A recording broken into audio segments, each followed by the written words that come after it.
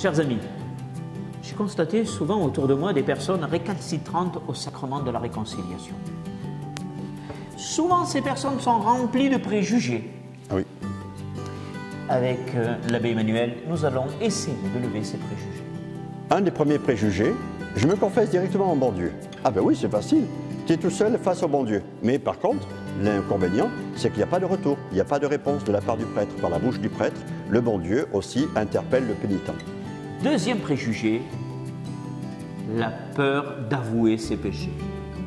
Ah, c'est vrai que dans une société où l'ego a la première place, s'humilier, avouer ce qui n'est pas beau dans notre vie, on n'en a pas l'habitude.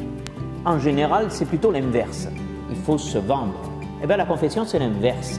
Il faut reconnaître qu'on est petit et humble et avouer l'inavouable de nos vies. Parce que le Seigneur est là pour nous relever. C'est ça l'importance. Troisième préjugé, la peur d'être jugé. Le prêtre, il est là, non pour vous juger, mais pour vous aider à aller vers le Seigneur, pour vous relever, pour vous donner la joie au cœur de se dire que le Seigneur vous donne toute sa miséricorde.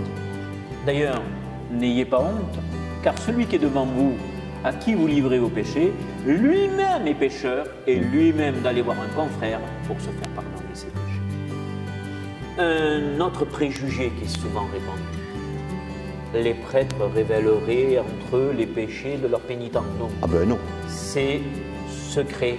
C'est un secret que même sous la torture, nous ne pouvons pas avouer. Alors, un dernier préjugé très répandu, surtout chez nos aînés, le regret des absolutions collectives. Alors, c'est vrai que c'était vécu en Église et qu'il y avait la joie du rassemblement d'une Église qui se réconcilie avec Dieu. C'est vrai aussi que comme ça, on évitait l'aveu. Toujours très difficile.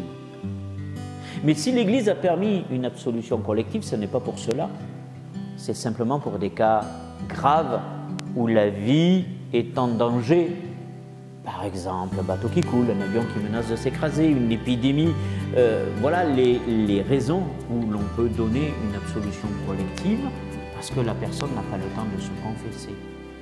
Et d'ailleurs, il est prévu que si la personne qui a reçu une absolution collective a l'occasion ensuite de rencontrer un prêtre, elle aille avouer ses péchés pour que cette absolution lui soit confirmée. Comme disait le saint curé d'Ars, la miséricorde de Dieu est comme un torrent débordé, elle entraîne les cœurs sur son passage.